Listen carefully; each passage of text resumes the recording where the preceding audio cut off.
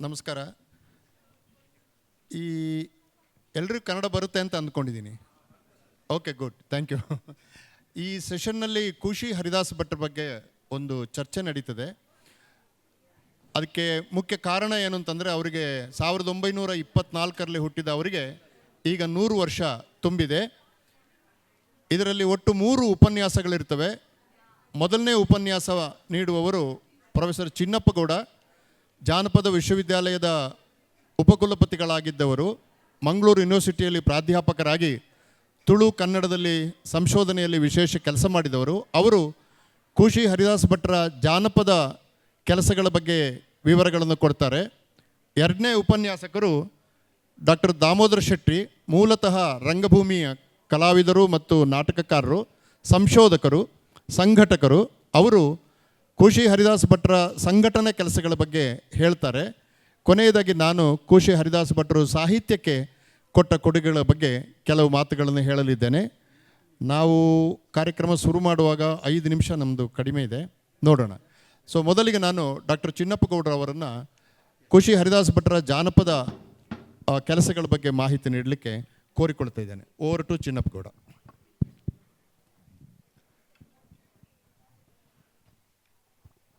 ಗೆಳೆಯರಾಗಿರುವ doctor Purushottama ಅವರೇ ಮತ್ತು doctor Nada ಶೆಟ್ಟಿಯವರೇ ಮತ್ತು ನನ್ನೆಲ್ಲ ಸ್ನೇಹಿತರೆ, ಖುಷಿಯ ಹರಿದಾಸ್ ಭಟ್ರಿಗೆ 100 ವರ್ಷ ತುಂಬಿದೆ. ಅಂದರೆ ಜನ್ಮ ಶತಮಾನೋತ್ಸವ ನೆಪದಲ್ಲಿ ಇತ್ತೀಚೆಗೆ ಉಡುಪಿಯಲ್ಲಿಯೂ ಕೂಡ ಒಂದು ಕಾರ್ಯಕ್ರಮ ಆಯಿತು. ಅದರ ಬಹುಶಃ ಮುಂದಿನ ಭಾಗ ಎಂಬ ಹಾಗೆ ಈ ಮಹತ್ವದ ಈ ಸಮಾರಂಭದಲ್ಲಿ ಅಥವಾ ಈ ಸಮಾವೇಶದಲ್ಲಿ ಖುಷಿಯನ್ನು ನೆನಪಿಸಿಕೊಳ್ಳುವಂಥದ್ದು ಬಹುಶಃ ಅತ್ಯಂತ ಸೂಕ್ತ ಮತ್ತು ಸಮಂಜಸವಾದದ್ದು ಅಂತ ನಾನು ಭಾವಿಸಿಕೊಂಡಿದ್ದೇನೆ. ನಮ್ಮಲ್ಲೊಂದು ಮಾತಿದೆ, ದೊಡ್ಡ ವ್ಯಕ್ತಿಗಳ ಬಗ್ಗೆ ಹೇಳುವಾಗ, ಸಾಧಕರ ಬಗ್ಗೆ ಹೇಳುವಾಗ ಒಂದು ಪದ ಬಳತದೆ, ಪ್ರಾತಸ್ಮರಣೀಯರು ಅಂತ ಹೇಳ್ತೇವೆ ನಾವು. ಬೆಳಿಗ್ಗೆದ್ದು ನಾವು ಯಾರು ನೆನಪಿಸಿಕೊಳ್ಬೇಕು ಅಂತಂದರೆ ಇಂಥವರನ್ನು ಅಂತ. ಬಹುಶಃ ಕರಾವಳಿ ವಲಯದ, ಅದರಲ್ಲಿ ವಿಶೇಷವಾಗಿ ಸಾಂಸ್ಕೃತಿಕ ರಂಗದಲ್ಲಿ ಕೆಲಸ ಮಾಡುವ ನಾವು, ನನ್ನಂಥವರು, ನನ್ನ ತಲೆಮಾರಿನವರು, ನನಗಿಂತ ನಂತರದ ಎಳೆಯ ತಲೆಮಾರಿನವರು ಬೆಳಗ್ಗೆದ್ದು ನೆನಪಿಸಿಕೊಳ್ಳುವ ಒಂದು ಹೆಸರು, ಒಂದು ವ್ಯಕ್ತಿ, ಒಬ್ಬರ ಸಾಧಕ ಅಂತಂದರೆ ಅದು ಖುಷಿ ಹರಿದಾಸ್ ಭಟ್ರು. ಪ್ರಾತಸ್ಮರಣೀಯರವರು ಜಾನಪದ ಕೆಲಸಕ್ಕೆ ಒಂದು ದೊಡ್ಡ ಶಕ್ತಿಯನ್ನು ತುಂಬಿದವರು, ಮಾರ್ಗದರ್ಶನ ನೀಡಿದವರು. ಕುಂಜಿಬೆಟ್ಟು ಶಿವಗೋಪಾಲ ಭಟ್ಟ ಹರಿದಾಸ ಭಟ್ಟ ಅಂತ ಅವರ ಹೆಸರು, ಬಹಳ ದೊಡ್ಡ ಹೆಸರವರದ್ದು. ಕುಂಜಿಬೆಟ್ಟು ಶಿವಗೋಪಾಲ ಭಟ್ಟ ಹರಿದಾಸ ಭಟ್ಟ. ಹಾಗೆ ಖುಷಿ ಅಂತಲೇ ನಮಗೆ ಅವರು ಪ್ರಸಿದ್ಧರು, ಜನಪ್ರಿಯರು ಖುಷಿ ಅಂತ. ಬಹುಶಃ ನಮ್ಮ ಕರ್ನಾಟಕದ, ಅಖಿಲ ಕರ್ನಾಟಕದ ಜಾನಪದಕ್ಕೆ ಸಂಬಂಧಪಟ್ಟ ಹಾಗೆ ನಾವೆಲ್ಲರೂ ಖುಷಿ ಪಡುವ ಹಾಗೆ, ಸಂತೋಷ ಪಡುವ ಹಾಗೆ, ಅಭಿಮಾನ ಪಡುವ ಹಾಗೆ ಕೆಲಸ ಮಾಡಿದವರು ಖುಷಿಯವರು. 1979 ನಿವೃತ್ತರಾದರು ಅವರು. MGM ಕಾಲೇಜಿನ ಪ್ರಾಂಶುಪಾಲರಾಗಿದ್ದವರು. 34 ವರ್ಷ ಪ್ರಾಂಶುಪಾಲ ಕೆಲಸ ಮಾಡಿದ್ದರು. ಅಲ್ಲಿದ್ದಾಗಲೇ ಜಾನಪದದ ಕೆಲಸವನ್ನು ಕಾಲೇಜಲ್ಲಿ ಆರಂಭ ಮಾಡಿದವರು ಖುಷಿಯವರು. ಜಾನಪದಕ್ಕೆ ಸಂಬಂಧಪಟ್ಟ ಸಮ್ಮೇಳನಗಳನ್ನು ಮಾಡುವಂಥದ್ದು, ಜಾನಪದ ವಿದ್ವಾಂಸರನ್ನು ಕರೆಸುವಂಥದ್ದು, ಹೀಗೆ ಜಾನಪದ ಕೆಲಸ. ಅದಾಗಲೇ ತುಳು ನಿಘಂಟು ಯೋಜನೆಯನ್ನು ನೆನಪಿಸಿಕೊಳ್ಳಬೇಕು ನೀವು. ಅದು ತುಳುವಿನ ಪುಣ್ಯ, ತುಳುವಿನ ಭಾಗ್ಯ ಅಂತ ಹೇಳ್ತಾರೆ. ಇವತ್ತಿಗೂ ಕೂಡ 6 ಸಂಪುಟಗಳಲ್ಲಿ ಸುಮಾರು 1 ಲಕ್ಷ ಪದಗಳನ್ನು, ಎಲ್ಲರಿಗೂ ಗೊತ್ತಿದೆ ಅದು, ಬಹುಶಃ ನಮ್ಮ ಭಾರತೀಯ ಭಾಷೆಗಳಲ್ಲಿಯೇ ಅದ್ಭುತವಾದ ಅಥವಾ ಒಂದು ಮಾದರಿ ಎನ್ನಬಹುದಾದ ಒಂದು ಡಿಸ್ಕ್ರಿಪ್ಟಿವ್ ಒಂದು ಡಿಕ್ಷನರಿ, ಅದು ಒಂದು ಸಾಂಸ್ಕೃತಿಕ ಪದಕೋಶ. ಅದು ತುಳು, ಕನ್ನಡ, ಇಂಗ್ಲೀಷ್ ಮತ್ತು ಅದಕ್ಕೆ ಸೂಕ್ತವಾದ ಉಕ್ತಿಗಳನ್ನು, ಉದಾಹರಣೆಗಳನ್ನು, ದಾಖಲೆಗಳನ್ನು ಅಥವಾ ಗಾದೆಗಳನ್ನು, ಮಾತುಗಳನ್ನು, ಕಾವ್ಯದ ಉಲ್ಲೇಖಗಳನ್ನು ಕೊಟ್ಟು ತಯಾರು ಮಾಡಿದಂತಹ ಒಂದು ಗ್ರಂಥ ಅದು. ಅದು ಕೂಡ ಅದು ಅವರ ಮಾರ್ಗದರ್ಶನದಲ್ಲೇ ಅದು ಆಗಿರುವಂಥದ್ದು ಎನ್ನುವುದು ಒಂದು. ಅವರು ನಿವೃತ್ತರಾದಾಗ ಅವರಿಗೊಂದು ಅಭಿನಂದನಾ ಗ್ರಂಥ ಸಮರ್ಪಣೆ ಮಾಡಿದರು. ಅದಕ್ಕೆ ಪ್ರವೃತ್ತ ಅಂತ ಹೆಸರಿಟ್ಟರು. ಇದು ಬಹಳ, ನಿವೃತ್ತರಾದ ಹೊತ್ತಿನಲ್ಲಿ ಅವರಿಗೆ ಕೊಟ್ಟ ಗ್ರಂಥದ ಹೆಸರು ಪ್ರವೃತ್ತ ಅಂತ. ಸಾಮಾನ್ಯ ನಿವೃತ್ತರಾದ ಮೇಲೆ ನೀವು ಗಮನಿಸಬೇಕು, ನಿವೃತ್ತರೇ ನಿಮ್ಮ ನಿವೃತ್ತ ಜೀವನ ಸುಖಮಯವಾಗಿರಲಿ ಅಂತ ಹೇಳುವುದು ಸಾಧಾರಣದ ಮಾತಾದರೆ, ಖುಷಿಯವರು ಆಮೇಲೆ 79ರಿಂದ 2000ರವರೆಗೆ 21 ವರ್ಷ ಪ್ರವೃತ್ತರಾಗಿದ್ದವರು. ಬಹುಶಃ ಆ ಗ್ರಂಥ ಸಮರ್ಪಣೆ ಮಾಡಿದ್ದು, ಮತ್ತು ಲೋಕಮಿತ್ರ ಗ್ರಂಥವನ್ನು ಕೂಡ ಸಮರ್ಪಣೆ ಮಾಡಿದರು ಅವರಿಗೆ. ಆದರೆ ಪ್ರವೃತ್ತ ಎನ್ನುವ ಗ್ರಂಥವನ್ನು ಕೊಟ್ಟ ಒಂದು ಉತ್ತೇಜನ, ಪ್ರೋತ್ಸಾಹದ ಕಾರಣಕ್ಕೆ ಏನೋ ಗೊತ್ತಿಲ್ಲ, ಬಹಳ ಕೆಲಸ ಮಾಡಿದರು. ಜಾನಪದಕ್ಕೆ ಸಂಬಂಧಪಟ್ಟ ಹಾಗೆ ಮಾತ್ರ ನಾನು ಮಹತ್ವದ 3-4 ಸಂಗತಿಗಳನ್ನು ಪ್ರಸ್ತಾವ ಮಾಡ್ತೇನೆ, ಪೂರಕವಾಗಿ ಮತ್ತು ಉಳಿದವರು ಮಾತಾಡ್ತಾರೆ. ಒಂದು, ನಾನು ಈಗಾಗಲೇ ಹೇಳಿದ ಹಾಗೆ MGM ಕಾಲೇಜಿನ ಪ್ರಾಂಶುಪಾಲರಾಗಿದ್ದಾಗಲೇ ಜಾನಪದದ ಕೆಲಸವನ್ನು ಆರಂಭ ಮಾಡಿದರು, ಆಸಕ್ತಿ ಬೆಳೆಸಿದರು ಅನ್ನೋದು ಒಂದು. ಆಮೇಲೆ ನಾನು ಎಲ್ಲಿಂದ ಶುರು ಮಾಡಬೇಕಂದ್ರೆ 1985ರಲ್ಲಿ ಅವರು ಕಲೇವಾಲದ, ಅದು ಫಿನ್ಲ್ಯಾಂಡ್ ದೇಶದ ಮಹಾಕಾವ್ಯ, ಅದು ಜನಪದ ಮಹಾಕಾವ್ಯ ಕಲೇವಾಲ ಅಂತ, ಅದರ 150ನೇ ವರ್ಷಾಚರಣೆಯನ್ನು ಉಡುಪಿಯಲ್ಲಿ ಇಟ್ಟುಕೊಂಡರು.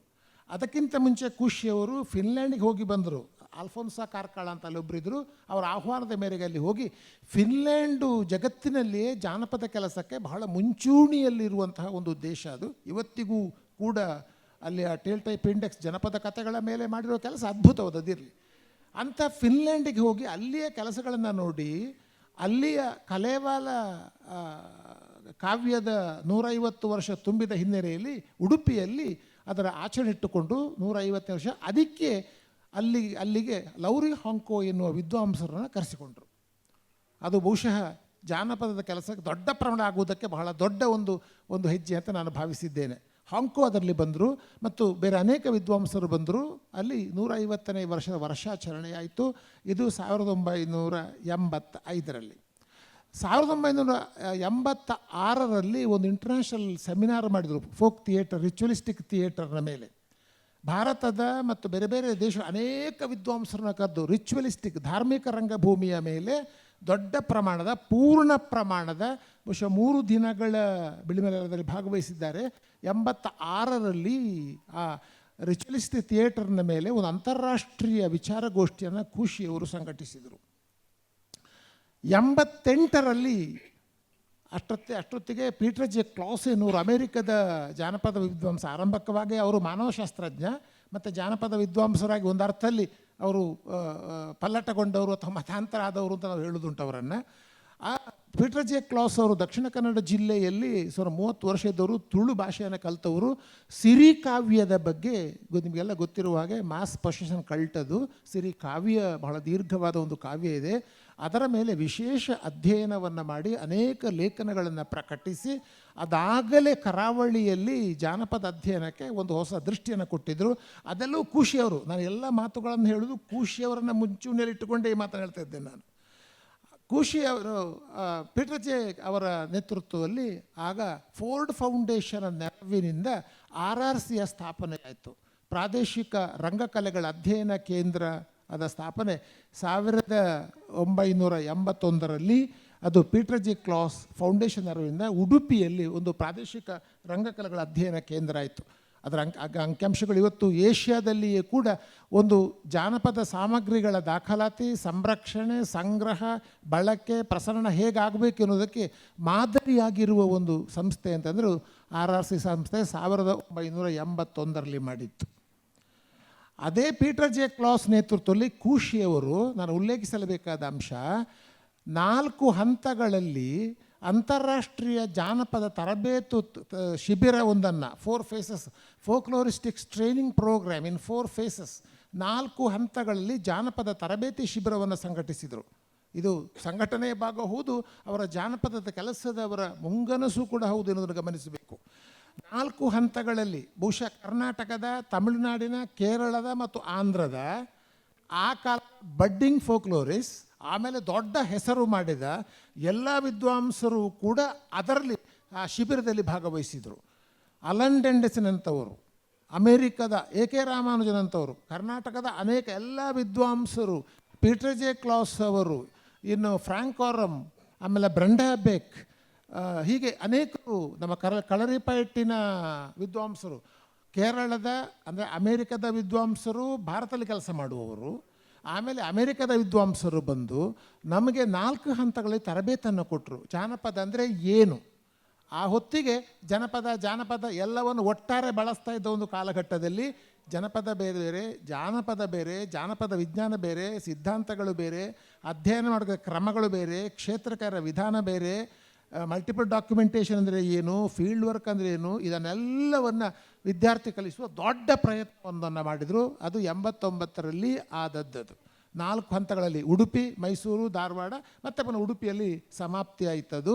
ಸುಮಾರು ಹೆಚ್ಚು ಕಡಿಮೆ 100-120 ದಿವಸಗಳ, ಗಮನಿಸಿ, 100-120 ದಿವಸಗಳ ಅವಧಿಯಲ್ಲಿ ಜಗತ್ತಿನ ಪ್ರಮುಖ ವಿದ್ವಾಂಸರನ್ನು ಕರೆಸಿ ಕರ್ನಾಟಕದ ಮುಂದೆ ಕೆಲಸ ಮಾಡಬಹುದಾದ ಅಭ್ಯರ್ಥಿಗಳನ್ನು ಹುಡುಕಿ ತರಬೇತನ್ನು ಕೊಟ್ಟದ್ದು ಅವರ ಕನಸು ಇಂಥದ್ದು ಅಂತದ್ದು. ಇದೆಲ್ಲ ಅವರು ನಿವೃತ್ತರಾದ ಮೇಲೆ ಹೇಳ್ತಿರೋದು, ಪ್ರವೃತ್ತರಾದರು ಎನ್ನುವುದಕ್ಕೆ 88ರಲ್ಲಿ. ಇದು ಇನ್ನೊಂದು ಮಹತ್ವದ ಯೋಜನೆಗೆ ಕಾರಣ ಆಯಿತು. 89ರಲ್ಲಿ 85ರಲ್ಲಿ ಹಾಂಕೋ ಬಂದಿದ್ರು ನೋಡಿ, ಪ್ರೊಫೆಸರ್ ಲೌರಿ ಹಾಂಕೋ ಅಂತ. 89ರಲ್ಲಿ ಇನ್ನೊಂದು ಬೃಹತ್ ಯೋಜನೆ ಬಂತು. ಅದು ಸಿರಿ ಮಹಾಕಾವ್ಯದ ದಾಖಲಾತಿ, FIF, Finnish India folklore project ಅಂತ ನಾವು ಕರಿತಾ ಇದ್ದೇವೆ. ಬಹಳ ದೊಡ್ಡ ಪ್ರಾಜೆಕ್ಟ್ ಅದು ಹಾಂಕೋ ತಂದರು.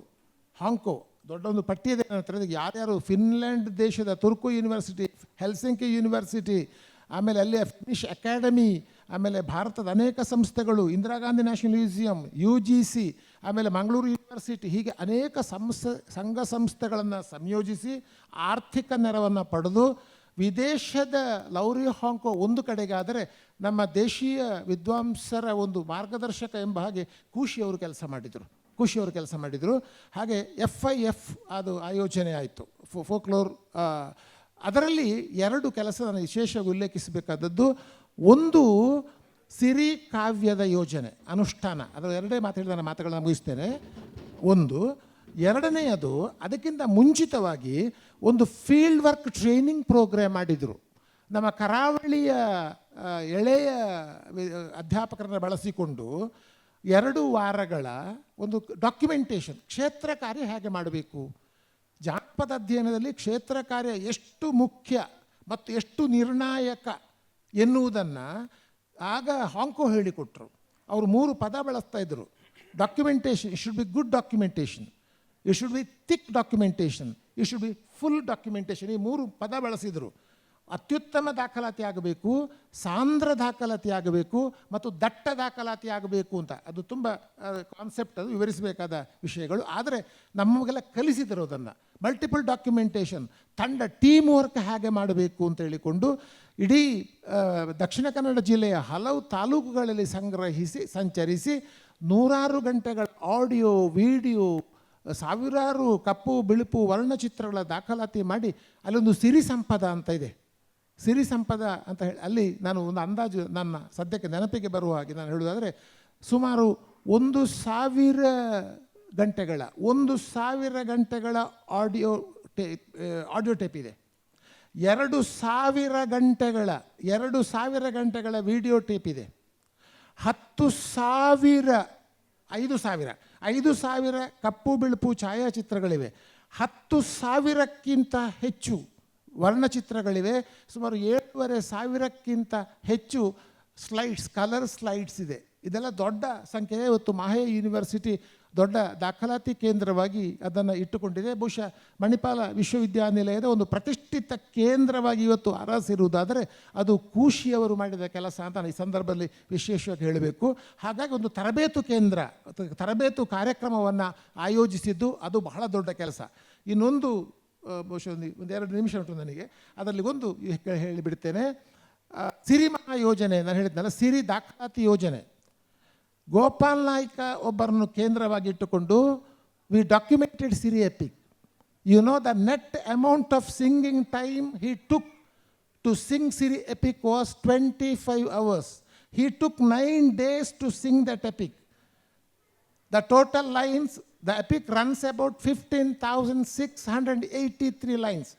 15,683 ಸಾಲುಗಳ ಮಹಾಕಾವ್ಯದ ಹಾಡನ್ನು ಗೋಪಾಲ್ ನಾಯ್ಕ 25 ಗಂಟೆಗಳಲ್ಲಿ ಹಾಡಿದರು. ಸೆಷನ್ಸ್ 40 ಸೆಷನ್ಗಳಲ್ಲಿ ಹಾಡಿದರು. 9 ದಿನಗಳ ಅವಧಿಯಲ್ಲಿ ಹಾಡಿದರು. ಅದು ಮತ್ತೆ 2 ಸಂಪುಟಗಳಲ್ಲಿ ಪ್ರಕಟ ಆಯಿತು, ಫಿನ್ಲ್ಯಾಂಡಿನಿಂದ ಪ್ರಕಟ ಆಯಿತು. ಹಾಂಕೋ ಅದರ ಟೀಮ್, ಒಂದು ಅರ್ಥದಲ್ಲಿ was the leader of our whole team. Professor Viveka Rai, ನಾನು, ಆಮೇಲೆ ಹಾಂಕೋ ಅವರ ಮಡದಿ ಅನಿಲಿ ಹಾಂಕೋ, 4 ಜನ ನಂಬುತ್ತಿರಲು ಗೊತ್ತಿಲ್ಲ. ಸುಮಾರು 9 ವರ್ಷಗಳ ಕಾಲ ಒಂದು ಪ್ರಾಜೆಕ್ಟ್ ಕೆಲಸ ಮಾಡಿದ್ದೇವೆ. ಆಗ ಖುಷಿ ತಮಾಷೆ ಮಾಡ್ತಾಯಿದ್ರು. ಅವ್ರನ್ನ ಕೇಳ್ತಾ ಇದ್ರಂತೆ, ಆಗಲಿ ದಾಯ್ತಾವಲಪುರ ಅವ್ರು ಏನು ಮಾಡ್ತಾರೆ 4 ಜನ, 8-9 ವರ್ಷ ಆಯ್ತಲ್ಲ ಪ್ರಾಜೆಕ್ಟ್ ಅಂತ. ಅವ್ರು ಆಗ ಉತ್ತರ ಕೊಡಲಿಲ್ಲ. ಆ ಪುಸ್ತಕ 1998ರಲ್ಲಿ ಪ್ರಕಟ ಆದಾಗ ವೇದಿಕೆಯಲ್ಲಿ ಹೇಳಿದರು, ನನ್ನನ್ನು ಕೇಳ್ತಾ ಇದ್ದರು, 9 ವರ್ಷಕ್ಕೆ 4 ಜನ ಏನು ಮಾಡಿದ್ರು ಅಂದರೆ ನೋಡಿ ಇಲ್ಲಿದೆ ಅಂತ. ಆಮೇಲೆ ಟೆಕ್ಸ್ಚುವಲೈಸಿಂಗ್ ಸಿರಿ ಎಪಿಕ್ ಅಂತ ಒಂದು ವಾಲ್ಯೂಮನ್ನು ಹಾಂಕೋ ಬರೆದ್ರು. ಜಗತ್ತಿನ ಮಹಾಕಾವ್ಯಗಳ ಜೊತೆ ತಾವು ತುಲನೆ ಮಾಡಿ ಒಂದು ಜನಪದ ಕಾವ್ಯದ ಸಂರಚನೆ ಹೇಗಾಗುತ್ತದೆ ಎನ್ನುವುದನ್ನು ಆ ಗ್ರಂಥದಲ್ಲಿ ಚರ್ಚೆ ಮಾಡಿದರು. ಅಂದರೆ ನಾನು ಒಟ್ಟು ಏನು ಹೇಳ್ತಾ ಇದ್ದೇನೆ ಅಂತಂದರೆ, ನನ್ನ ಸಾರಾಂಶ ಇಡೀ ಅಖಿಲ ಕರ್ನಾಟಕ, ನಾವು ಮೊನ್ನೆ ಮಾತಾಡಿಕೊಂಡೆವು, ಕರ್ನಾಟಕದ ಜಾನಪದ ಅಧ್ಯಯನ ಅಥವಾ ನಮ್ಮ ದೇಶದ ಜಾನಪದ ಅಧ್ಯಯನಕ್ಕೆ ಹೋಲಿಸಿದರೆ ತುಳುನಾಡಿನ ಜಾನಪದ ಅಧ್ಯಯನ ಹೆಚ್ಚು ವ್ಯವಸ್ಥಿತವಾಗಿದೆ, ಹೆಚ್ಚು ಸಿಸ್ಟಮ್ಯಾಟಿಕ್ ಆಗಿದೆ ಅಂತ. ಈ ಒಂದು ಮನ್ನಣೆಗೆ ಪಾತ್ರ ನಾವು ಆಗಿದ್ದೇವೆ ಅಂದರೆ ಅದಕ್ಕೆ ಕೂಶಿಯವರೇ ಕಾರಣ. ಅದರ ಎಲ್ಲ ಕೀರ್ತಿ ಶ್ರೇಯಸ್ಸು ಅವರಿಗೆ ಸಲ್ಲಬೇಕು. ಅಂಥವರೀಗ 100 ವರ್ಷ ತುಂಬಿದೆ. ಬಹುಶಃ ಅವರು ಮಾಡಿದ ಕೆಲಸ ಇನ್ನು 100 ವರ್ಷಗಳ ಕಾಲವೂ ಕೂಡ ಒಂದು ಮಾರ್ಗದರ್ಶನ ರೂಪದಲ್ಲಿದೆ. ಹಾಗಾಗಿ ಅವರು ನಮಗೆ ಪ್ರಾತಸ್ಮರಣೀಯರು. ಸಂಸ್ಕೃತಿಯಲ್ಲಿ ಕೆಲಸ ಮಾಡುವವರಿಗೆ, ಕರಾವಳಿಯ ಸಂಸ್ಕೃತಿಯ ಬಗ್ಗೆ ಮಾತನಾಡೋರೆ, ಅವರು ಕೆಲಸ ಮಾಡಿದ್ದಕ್ಕಿಂತ ಹೆಚ್ಚು ಮಾಡಿಸಿದ್ದಾರೆ ಅಂತ ಹೇಳೋದು ನಾನು. ಮಾಡಿಸಿದ್ದಾರೆ. ಇಂಥವರು ಇಲ್ಲ. ಈಗ ಕೆಲಸ ಮಾಡೋರು ಇಲ್ಲ, ಕಡಿಮೆ ಆಗಿದ್ದಾರೆ, ಮಾಡಿಸುವವರು ಇಲ್ಲ. ಒಂದು ಕಾಲಕ್ಕೆ ಮಾಡಿಸುವವರಿದ್ದರು. ಒಬ್ಬ ಕಾಲೇಜಿನ ಪ್ರಿನ್ಸಿಪಾಲ್, ಯೋಚನೆ ಮಾಡಿ, ಆಡಳಿತದಲ್ಲಿರುವವರು ಒಂದು ಸಾಂಸ್ಕೃತಿಕ ರಂಗಕ್ಕೆ ಬಂದು ಇಷ್ಟು ದೊಡ್ಡ ಕೆಲಸ ಮಾಡೋದು ಬಹುಶಃ ಕರ್ನಾಟಕದ, ನನಗೆ ಗೊತ್ತಿರುವ ಹಾಗೆ ಒಂದು ಒಂದು ಒಂದು ಅನನ್ಯ ಮಾದರಿ ಅಂತ ನಾನು ಭಾವಿಸಿಕೊಂಡಿದ್ದೇನೆ. ಅವರನ್ನು ನೆನಪಿಸಿಕೊಳ್ಳುವುದೇ ನನಗೆ ಸಂತೋಷ. ಮತ್ತು ನನ್ನ ಆರಂಭದ ಮಾತೆ, ನನ್ನ ಬದುಕಿಗೆ ಪ್ರಾತಸ್ಮರಣೀಯರು ಅಂತ ಇದ್ದರೆ ಅದು ಖುಷಿ ಹರಿದಾಸ್ ಭಟ್. ನಮಸ್ಕಾರ. ಡಾಕ್ಟರ್ ಚಿನ್ನಪ್ಪಗೌಡ ಅವರಿಗೆ ಕೃತಜ್ಞತೆಗಳು. ಈಗ ಖುಷಿ ಹರಿದಾಸ್ ಭಟ್ರು ಉಡುಪಿಯನ್ನು ಒಂದು ದೊಡ್ಡ ಸಾಂಸ್ಕೃತಿಕ ಕೇಂದ್ರವಾಗಿ ಹೇಗೆ ಪರಿವರ್ತಿಸಿದರು, ಅವರ ಸಂಘಟನಾತ್ಮಕ ಕೆಲಸಗಳು ಹೇಗಿದ್ದವು ಎಂಬುದನ್ನು ನಮಗೆಲ್ಲ ಪ್ರಿಯರಾದ ಡಾಕ್ಟರ್ ದಾಮೋದರ ಶೆಟ್ಟರ್ ಅವರು ವಿವರಿಸ್ತಾರೆ. ಎಲ್ರಿಗೂ ನಮಸ್ಕಾರ. ಅದೇ ಖುಷಿ ಹರಿದಾಸ್ ಭಟ್ರು ಹೇಗೆ ಸಂಸ್ಥೆಗಳನ್ನು ಕಟ್ಟಿದ್ರು ಎನ್ನುವುದಕ್ಕೆ ಸಂಬಂಧಪಟ್ಟ ಹಾಗೆ ಕೆಲವು ಸೂಚನೆಗಳನ್ನು ಚಿನ್ನಪ್ಪಗೌಡರು ಈಗಾಗಲೇ ಕೊಟ್ಟರು. ಒಟ್ಟಾರೆಯಾಗಿ ಅವರು ಸಂಸ್ಥೆಗಳನ್ನು ಕಟ್ಟಿದ್ದು ಮತ್ತು ಆ ಕಟ್ಟಡಗಳ ಒಳಗಡೆ ಕಟ್ಟಿದ್ದು, ಇವೆರಡನ್ನೂ ಕೂಡ ನಾವು ಗಮನಿಸಬೇಕಾಗಿದೆ. ಅವರು ಕೇವಲ ಒಂದು ಕಾಲೇಜಿನ MGM ಕಾಲೇಜಿನ ಪ್ರಾಂಶುಪಾಲರಾಗಿದ್ದರು ಅಷ್ಟೇ. ಅಂಥ ಒಬ್ಬ ಪ್ರಾಂಶುಪಾಲರಿಗೆ ಇಷ್ಟು ಕೆಲಸಗಳನ್ನು ಮಾಡುವುದಕ್ಕೆ ಸಾಧ್ಯ ಹೇಗಾಯಿತು ಎನ್ನುವುದ್ರ ಬಗ್ಗೆ ನಾವು ನಿಜಕ್ಕೂ ಬಹಳ ಕುತೂಹಲ ಉಳ್ಳವರಾಗಿದ್ದೆವು. ಸಾಮಾನ್ಯವಾಗಿ ಒಂದು ಕಾರ್ಯಕ್ರಮ, ದೊಡ್ಡ ಜಾನಪದ ಉತ್ಸವ ನಡೀತದೆ ಅಂತ ಹೇಳಿದರೆ ಎಲ್ಲಿ ಅಂತ ಕೇಳಿದರೆ MGMನಲ್ಲಿ ಅಂತ. ಈ MGMನಲ್ಲಿ ಏನಿದೆ ಉತ್ಸವ ನಡೆಯೋದು ಅಂತ ನಾವು ಆಲೋಚನೆ ಮಾಡೋದು. ಆದರೆ ನಿಜವಾಗಿ MGMನ್ನು ಅವರು ಹೇಗೆ ಕಟ್ಟಿದ್ದಾರೆ ಎನ್ನುವುದನ್ನು ನಾವು ಗಮನಿಸಬೇಕು. ಅದರ ಬ್ರಾಂಚ್ಗಳನ್ನು, ಉಪಶಾಖೆಗಳನ್ನು ಹೇಗೆ ಕಟ್ಟಿದ್ದಾರೆ ಅಂತ. 1963ರಲ್ಲಿ ಮಂಜೇಶ್ವರ್ ಗೋವಿಂದಪ್ಪಯ್ಯವರು ತೀರಿ ಹೋದರು. ಆಮೇಲೆ ಆಗ ಆ ಹೊತ್ತಿಗೆ ಸುಮಾರು 55,000 ಪುಸ್ತಕಗಳು ಅವರ ಮನೆಯಲ್ಲಿದ್ದವು. 5,000 ಪುಸ್ತಕಗಳು ಕನ್ನಡ ಪುಸ್ತಕಗಳಷ್ಟೇ ಅಲ್ಲ, 38 ಭಾಷೆಗಳ ಪುಸ್ತಕಗಳು ಅವರ ಮನೆಯಲ್ಲಿದ್ದವು. ಗೋವಿಂದ ಪೈಯವರು ಎಷ್ಟು ರೀತಿಯ, ಎಷ್ಟು ಭಾಷೆಯನ್ನು ಅವರು ಓದ್ತಾ ಇದ್ದರು ಮತ್ತು ಅದರಲ್ಲಿ ಕೆಲಸಗಳನ್ನು ಮಾಡ್ತಾಯಿದ್ರು ಎನ್ನುವುದನ್ನು ನಾವು ಗಮನಿಸ್ಬೋದು. ಇಂಥ ದೊಡ್ಡ ಸಂಪತ್ತನ್ನು ಹೇಗಾದರೂ ಮಾಡಿ ಉಡುಪಿಗೆ ತರಬೇಕು ಎನ್ನುವುದಾಗಿ MGM ಕಾಲೇಜಿನಲ್ಲಿ ಪ್ರಾಂಶುಪಾಲರಾಗಿದ್ದಂಥ ಇವರು ತೀರ್ಮಾನ ಮಾಡಿದರು. ಹಾಗೆ 1965ರಲ್ಲಿ 5,000 ಪುಸ್ತಕಗಳನ್ನು ಹೇಗೋ ಅವರ ಮನೆಯವ್ರನ್ನ ಒಪ್ಪಿಸಿ ಅದನ್ನು ತಗೊಂಡು ಬಂದು ದೊಡ್ಡ ಲೈಬ್ರರಿ ಮಾಡಬೇಕಲ್ಲ. ಇದು ಸುಲಭದಲ್ಲಿ ಆಗುವಂಥ ಕೆಲಸ ಅಲ್ಲ. 5,000 ಪುಸ್ತಕಗಳನ್ನು ಇಡಬೇಕು ಮತ್ತು ಗೋವಿಂದ ಪೈಯವರಿಗೆ ಮರ್ಯಾದೆ ಬರುವ ಥರ ಇಡಬೇಕು. ಗೋವಿಂದ ಪೈಯವರು ಆ ಪುಸ್ತಕಗಳನ್ನು ಯಾವ ಥರ ರೆಫರ್ ಮಾಡಿದ್ದಾರೆ ಎಂಬುದನ್ನು ನೀವೀಗ ಅಲ್ಲಿಗೆ ಹೋಗಿ ನೋಡಿ, ಮಂಜೇಶ್ವರ ಗೋವಿಂದ ಪೈ ಸಂಶೋಧನಾ ಕೇಂದ್ರಕ್ಕೆ ಹೋಗಿ ನೋಡಿದರೆ ಒಂದು ನೀವು ಕಿಟಲ್ ಕೋಶವನ್ನೇ ನೋಡಿ, ಅದರಲ್ಲಿ ಎಷ್ಟು ಗೆರೆಗಳಿವೆ ನೋಡಿ, ನೇರಳೆ ಬಣ್ಣದ ಗೆರೆಗಳಿವೆ. ಅಂದರೆ ಗೋವಿಂದ ಪೈಯವರು ಕೂಲಂಕಷವಾಗಿ ಒಂದೊಂದು ಶಬ್ದವನ್ನು ಅಧ್ಯಯನ ಮಾಡಿದ್ದಾರೆ ಅಂತ. ಅಂತಹ ದಾಖಲಾತಿಯ ಪುಸ್ತಕಗಳನ್ನೆಲ್ಲ ತಗೊಂಡು ಬಂದು ಜೋಪಾನವಾಗಿ ಇಡಬೇಕಲ್ಲ. ಅದಕ್ಕಾಗಿ 1972ರಲ್ಲಿ ಅವರು ಗೋವಿಂದ ಪೈ ಸಂಶೋಧನಾ ಕೇಂದ್ರವನ್ನು ಸ್ಥಾಪನೆ ಮಾಡಿದರು. ದೊಡ್ಡ ಒಂದು ಸಂಶೋಧನಾ ಕೇಂದ್ರ. ಅದರಲ್ಲಿ ಬೇಕಾದಷ್ಟು ಪುಸ್ತಕಗಳು, ಅದರಲ್ಲಿ ಸಂಶೋಧನೆ ಮಾಡುವವರಿಗಿರ್ತಕ್ಕಂಥ ಅವಕಾಶಗಳು, ಆಮೇಲೆ ಅಲ್ಲಿಯೇ ಸಂಶೋಧನೆ ಮಾಡ್ತಾ PhD MPhilಗಳನ್ನು ಪಡೆಯುವಂಥ ಎಷ್ಟೋ ವಿದ್ಯಾರ್ಥಿಗಳು ಪಡೆದಂಥವರು, ಇಂಥದ್ದೆಲ್ಲ ಗೋವಿಂದ ಪೈ ಸಂಶೋಧನಾ ಕೇಂದ್ರದಲ್ಲಿ ಆಯಿತು. ಅದರ ಜೊತೆಗೇ ಈ ಸಂಶೋಧನಾ ಕೇಂದ್ರವನ್ನು ಕೇವಲ ಸಂಶೋಧನೆಗೆ ಅಂತ ಇಟ್ಕೊಳ್ಳಿಲ್ಲ. ಗೋವಿಂದ ಪೈಯವರ ಹೆಸರಿನಲ್ಲಿ ಕೊಡುವಂಥ ಪ್ರಶಸ್ತಿಗಳು, ಅನೇಕ ಇತರ ಪ್ರಶಸ್ತಿಗಳು, ಯಾರ್ಯಾರ ಹೆಸರಿನಲ್ಲಿ ಅಲ್ಲಿ ಪ್ರಶಸ್ತಿ ಇದೆ ಅಂತ ನಿಮಗೆ ಲೆಕ್ಕ ಹೇಳಲಿಕ್ಕೆ ಕಷ್ಟ ಆಗ್ತದೆ. ಅವರು ಕಡೆಂಗೋಡ್ಲು ಪ್ರಶಸ್ತಿ ಅಂತ ಒಂದು ಕೊಟ್ಟರು, ಅದಾದಮೇಲೆ ಮುಳಿಯ ತಿಮ್ಮಪ್ಪಯ್ಯ ಪ್ರಶಸ್ತಿ ಅಂತ ಕೊಟ್ಟರು, ಸೇಡಿಯಪ್ಪ ಪ್ರಶಸ್ತಿ ಅಂತ ಕೊಟ್ಟರು. ಇನಾಮ್ದಾರ್ ಪ್ರಶಸ್ತಿ ಅಂತ ಕೊಟ್ಟರು. ಈ ಥರದ ಪ್ರಶಸ್ತಿಗಳು ಈಗ ನೋಡಿದರೆ ತಿಂಗಳಿಗೆ ಒಂದು 2-3 ಆ ಥರದ ದೊಡ್ಡ ದೊಡ್ಡ ಪ್ರಶಸ್ತಿಗಳನ್ನು ಕೊಡ್ತಾರೆ. ಖುಷಿ ಹರಿದಾಸ್ ಭಟ್ರು ಏನು ಮಾಡಿದರು ಅಂತ ಹೇಳಿದರೆ, ಬರೇ ಪ್ರಶಸ್ತಿ ಕೊಟ್ಟು ಬಂದಂತಹ ನೋಟಕರನ್ನೆಲ್ಲ ಹಾಗೆ ಸುಮ್ಮನೆ ಕಳಿಸುವುದು ಬೇಡ ಅಂತ ಹೇಳಿಕೊಂಡು ಅವ್ರನ್ನೆಲ್ಲ ಕರೆದು ಕೂತ್ಕೊಳಿಸಿ ಅವರಿಗೆ ಮಧ್ಯಾಹ್ನದ ಊಟ ಕೊಟ್ಟು ಬೆಳಗಿನ ಕಾಫಿ ಕೊಟ್ಟು ಪೊಗದಸ್ತಾದಂತಹ ಒಂದು ಸಂತೋಷಭರಿತವಾದಂಥ ಒಂದು ಮನಸ್ಸನ್ನು ಅವರ ನಿರ್ಮಾಣ ಮಾಡಿಕೊಟ್ಟು ಹೊಟ್ಟೆಯು ತುಂಬಬೇಕು, ಮನಸ್ಸು ತುಂಬಬೇಕು, ಈ ಥರ ಮಾಡಿಕೊಂಡು ಅವ್ರನ್ನ ಕಳಿಸಿಕೊಟ್ರು. ಅದು ಇವತ್ತಿಗೂ ಕೂಡ ಪ್ರಚಲಿತದಲ್ಲಿದೆ. ಈಗಲೂ ಕೂಡ ಅನೇಕ ಪ್ರಶಸ್ತಿಗಳನ್ನು ಪ್ರದಾನ ಮಾಡುವಂಥ ಸಂಪ್ರದಾಯ ಗೋವಿಂದ ಪೈ ಸಂಶೋಧನಾ ಕೇಂದ್ರ ಇಟ್ಕೊಂಡಿದೆ. ಅಲ್ಲಿ ಇದೇ ಸಂಪ್ರದಾಯವನ್ನು ಅವರು ಮುಂದುವರಿಸ್ಕೊಂಡು ಹೋಗಿದ್ದಾರೆ. ಅಂದರೆ ಹೇಗೆ ಗೋವಿಂದ ಪೈ ಖುಷಿ ಹರಿದಾಸ್ ಭಟ್ರು ಜನಗಳನ್ನು ಪ್ರೀತಿಸ್ತಿದ್ರು, ಅವ್ರ ಜೊತೆ ಇರೋದಕ್ಕೆ ಆಸೆ ಪಡ್ತಾ ಇದ್ರು ಎನ್ನುವುದನ್ನು ನಾವು ಅಲ್ಲಿ ಗಮನಿಸ್ಬೋದು. ಗೋವಿಂದ ಪೈ ಅವರು ಕೇವಲ ಸಂಶೋಧನಾ ಕೇಂದ್ರ ಮಾಡಿದ್ದಷ್ಟೇ ಅಲ್ಲ, ಈಗಾಗಲೇ ಚೆನ್ನಪ್ಪಗೌಡರು ಹೇಳಿದಾಗೆ RRC ರೀಜನಲ್ ರಿಸೋರ್ಸ್ ಸೆಂಟರ್, ಅದು ರಿಸರ್ಚ್ ಸೆಂಟರ್ ಅಲ್ಲ, ಬಹುಶಃ ರಿಸೋರ್ಸಸ್ ಇರತಕ್ಕಂಥ ಒಂದು ಸೆಂಟರ್ ಅದು ಪ್ರಾದೇಶಿಕ ಕಲೆಗಳಿಗೆ ಎನ್ನುವುದಾಗಿ ಇದೆ ಅದರಲ್ಲಿ. ಆದರೆ ಕೇವಲ ಪ್ರಾದೇಶಿಕ, ಆಗ ನಾವು ಮಾತಾಡ್ಕೊಳ್ತಾ ಇದ್ದೆವು, ಕೇವಲ ಪ್ರಾದೇಶಿಕ ಕಲೆಗಳಿಗಾಗಿ ಆ ಸಂಶೋಧನಾ ಕೇಂದ್ರವನ್ನು ಅವರು ಮಾಡಿಲ್ಲ ಎನ್ನುವುದನ್ನು ತಿಳ್ಕೊಳ್ಬೋದು. ಅದು ಜಾಗತಿಕ ಮಟ್ಟದ ಒಂದು ಸಂಶೋಧನಾ ಕೇಂದ್ರ, ಅದನ್ನು ಅವರು ಕಟ್ಟಿಕೊಟ್ರು. ಅದರ ಜೊತೆಗೇನೆ ಅವರು ಮಾಡಿರುವಂಥ ಇನ್ನೊಂದು ಕೆಲಸ ಯಕ್ಷಗಾನಕ್ಕೆ ಸಂಬಂಧಪಟ್ಟದ್ದು. ಯಕ್ಷಗಾನ ಕೇಂದ್ರವನ್ನೇ ಮಾಡಿದರು. ಬಡಗುತಿಟ್ಟು ಯಕ್ಷಗಾನಕ್ಕೆ ಒಂದು ವಿಶಿಷ್ಟವಾದಂಥ ನೆಲೆ ಬೆಲೆ ಇವತ್ತಿಗೂ ಕೂಡ ಉಂಟು ಅಂಥೇಳಿ. ಆದರೆ ಅದು ಆ ಕೇಂದ್ರದ ಮೂಲಕ ಶಿವರಾಮ ಕಾರಂತರನ್ನು ಖುಷಿ ಹರಿದಾಸ್ ಭಟ್ರು ಉಡುಪಿಯ ಒಳಗಡೆ ಇರಿಸ್ಕೊಳ್ಬೇಕಾಗಿತ್ತು.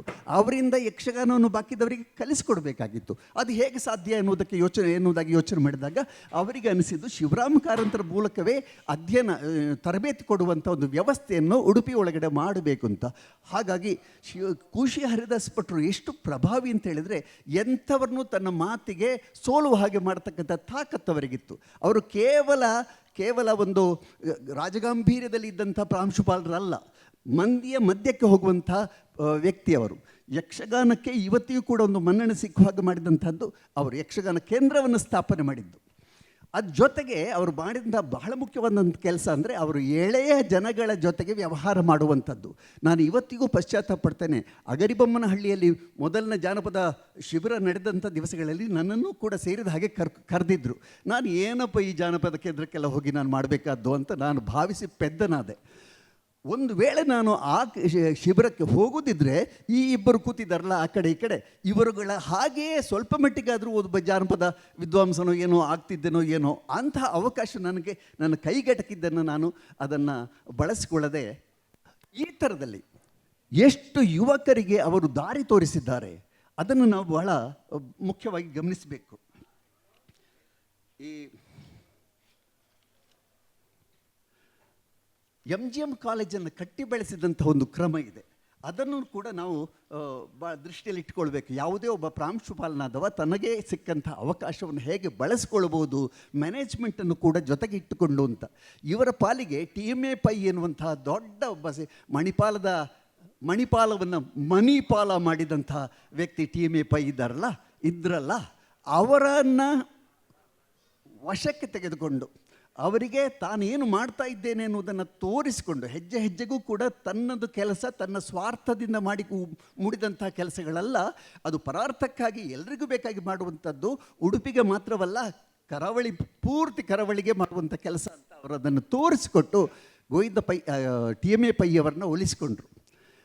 ಅವರ ಸಹಾಯವನ್ನು ಬಳಸಿಕೊಂಡು ಈ ಕಡೆ ನೋಡಿದರೆ ರವೀಂದ್ರ ಕಲಾಕ್ಷೇತ್ರ ಬಂತು, ಆ ಕಡೆ ನೋಡಿದರೆ ಮುದ್ದಣ್ಣ ಮಂಟಪ ಬಂತು, ಇನ್ನೊಂದು ಕಡೆ ನೋಡಿದರೆ ಗೆಸ್ಟ್ಗಳಿಗೆ ಅತಿಥಿ ಗೃಹಗಳು ಬಂದವು, ಮತ್ತೆ ನೋಡಿದರೆ ಹಾಸ್ಟೆಲ್ಗಳೆಲ್ಲ ಬಂದವು, ಅಧ್ಯಾಪಕರ ವಸತಿ ಗೃಹವೂ ಬಂತು. ಹೀಗೆ ಕ್ಯಾಂಪಸ್ ತುಂಬ ಬೆಳವಣಿಗೆ ಅದು ನಿಲ್ಲುವಂಥದ್ದಲ್ಲ, ಅದು ಮುಂದುವರಿತಾ ಹೋಯಿತು. ಎಷ್ಟು ನಿಮಿಷ ಇದೆ?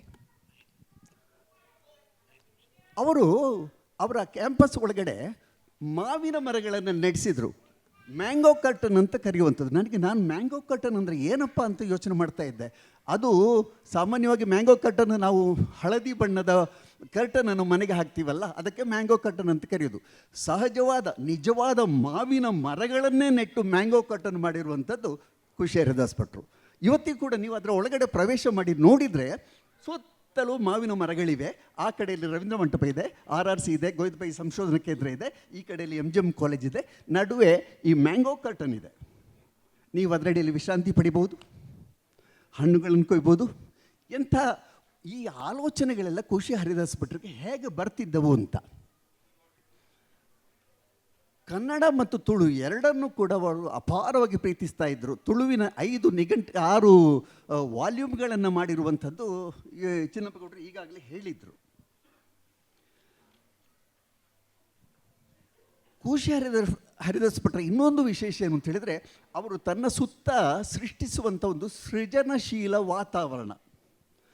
ಎಲ್ಲದಕ್ಕೂ ಒಂದು ಅರ್ಥ ಇದೆ, ಅದು ತುಂಬ ಕ್ರಿಯೇಟಿವ್ ಆಗಿರ್ತದೆ. ಆ ಥರದಲ್ಲಿ ಅವರ ಬದುಕು ಇಡೀ ಹಾಗೇನೆ ಸಾಮಾನ್ಯ ಜನಗಳಿಂದ ಹಿಡಿದು ಅಸಾಮಾನ್ಯ ಜನಗಳವರೆಗೆ ಅವರು ಎಲ್ಲರನ್ನೂ ಬೆಳೆಸ್ತಾ ಬಂದಿದ್ದರು. ಒಬ್ಬ ವ್ಯಕ್ತಿ ಅಲ್ಲಿದ್ದಾನೆ, ಹಮೀದ್ ಅಂತ. ಆ ವ್ಯಕ್ತಿ ಹಮೀದ್ ಅಲ್ವಾ, ಆ ವ್ಯಕ್ತಿ ಹರಿದಾಸ್ ಭಟ್ರ ಜೊತೆಗೇ ಇರೋದು. ಏನು ಕೆಲಸ ಬೇಕಿದ್ರು ಮಾಡ್ತಾಯಿದ್ರು. ಎಷ್ಟು ಒಬೀಡಿಯೆಂಟ್ ವ್ಯಕ್ತಿ. ಆ ವ್ಯಕ್ತಿಯನ್ನು ಅವರು ಹೇಗೆ ತಯಾರು ಮಾಡಿದರು, ಆ ಶಿಸ್ತನ್ನು ಅವರು ಕೊನೆಯ ತನಕ ಹೇಗೆ ರೂಢಿಸಿಕೊಂಡ್ರು ಅನ್ನೋದನ್ನು ಗಮನಿಸಿದರೆ, ಒಬ್ಬನಿಂದ 100ರಿಂದ 1000 ಈ ಥರದ ಪಾಲಿಸಿ ಇಟ್ಕೊಂಡು, ಥಿಯರಿ ಇಟ್ಕೊಂಡು ಖುಷಿ ಹರಿದಾಸ್ ಭಟ್ರು ಮುಂದಕ್ಕೆ ಹೋದವರು ಅಂತ ನನಗೆ ಅನ್ನಿಸುವಂಥದ್ದು. ಈಗ ನಾವು ಸಾಮಾನ್ಯವಾಗಿ ಒಂದು ಕೇಂದ್ರ ನಿಮಿತ್ತವಾಗಿ ನಡೆಯುವಂಥ ಕೆಲಸಗಳು ಬೇರೆ. ಖುಷಿ ಹರಿದಾಸ್ ಭಟ್ರು ಉಡುಪಿಯನ್ನು ಕೇಂದ್ರವಾಗಿ ಇಟ್ಟುಕೊಂಡು ಮಾಡಿದರು ಅನೇಕ ಕೆಲಸಗಳನ್ನು. ಆದರೆ ಕೇವಲ ಕೇಂದ್ರ ಮಾತ್ರ ಅಲ್ಲ, ಅವರದ್ದು ಧೋರಣೆಯೇ ವಿಕೇಂದ್ರೀಕೃತ ಧೋರಣೆ. ಇಲ್ಲೂ ಕೆಲಸ ಆಗಬೇಕು, ಅಲ್ಲೆಲ್ಲ ಕೆಲಸ ಆಗಬೇಕು. ಅದು ಕನ್ನಡದ ಕಾಯಕ ಆಗ್ಬೋದು, ತುಳುವಿನ ಕಾಯಕ ಆಗ್ಬೋದು, ಜಾನಪದ ಕಾಯಕ ಆಗ್ಬೋದು, ಎಲ್ಲವೂ ಕೂಡ. ಹಾಗೆ ಅವರು ಮಾಡಿರುವಂಥದ್ದು ಇಷ್ಟೇ ಅಲ್ಲ, ನಾಟಕಕ್ಕೆ ಒಂದು ಪ್ರೇರಣೆ ಕೊಟ್ಟದ್ದಿದೆಯಲ್ಲ, ಅದು ಸಾಧಾರಣ ಅಲ್ಲ. ಬಿ ವಿ ಕಾರಂತರಿಂದ ಮೊದಲುಗೊಂಡು ಎಂಥೆಂಥವ್ರನ್ನೆಲ್ಲ ಅಲ್ಲಿಗೆ ಕರೆಸಿ ಉಡುಪಿಯ ಜನಗಳಿಗೆ ಇವತ್ತು ನೋಡಬೇಕು, ಒಂದು ನಾಟಕ ಇದೆ ಅಂತ ಹೇಳಿದರೆ ಬೇರೆಲ್ಲೂ ಸೇರುವುದಕ್ಕಿಂತ ಹೆಚ್ಚಿನ ಸಂಖ್ಯೆಯಲ್ಲಿ ಜನ ಉಡುಪಿಯಲ್ಲಿ ಸೇರ್ತಾರೆ. ಯಾಕಂದರೆ ಇಂಥ ಒಂದು ಅಭಿರುಚಿನ ಹುಟ್ಟಿಸಿಕೊಟ್ಟವರೇ ಖುಷಿ ಹರಿದಾಸ್ ಭಟ್ರು. ಅದು ಇವತ್ತಿಗೂ ಹಾಗೆ ನಡ್ಕೊಂಡು ಬಂದಿದೆ. ಹಾಗಾಗಿ ಒಟ್ಟಾರೆಯಾಗಿ ನೋಡಿದಾಗ ಒಂದು ಕಡೆಯಲ್ಲಿ ವೈದ್ಯಕೀಯ ಕ್ಷೇತ್ರಕ್ಕೆ, ಶಿಕ್ಷಣ ಕ್ಷೇತ್ರಕ್ಕೆ ಮಣಿಪಾಲ ಇದ್ದರೆ, ಇನ್ನೊಂದು ಕಡೆಯಲ್ಲಿ ದೇವಸ್ಥಾನಗಳಿಗೆ ಆ ಥರದ ಆಧ್ಯಾತ್ಮಿಕ ಯುಗಕ್ಕೆ ಉಡುಪಿ ನಗರ ಇದ್ದರೆ, ಸಮಕಾಲೀನ ಸಾಹಿತ್ಯಕ್ಕೆ, ಸಂಶೋಧನೆಗೆ, ಸಂಗೀತಕ್ಕೆ, ನಾಟಕಕ್ಕೆ, ಜಾನಪದಕ್ಕೆ, ಇದಕ್ಕೆಲ್ಲ ಸೇರಿದ ಹಾಗೆ MGM ಕಾಲೇಜಿನ ಕ್ಯಾಂಪಸ್ ಇದೆ.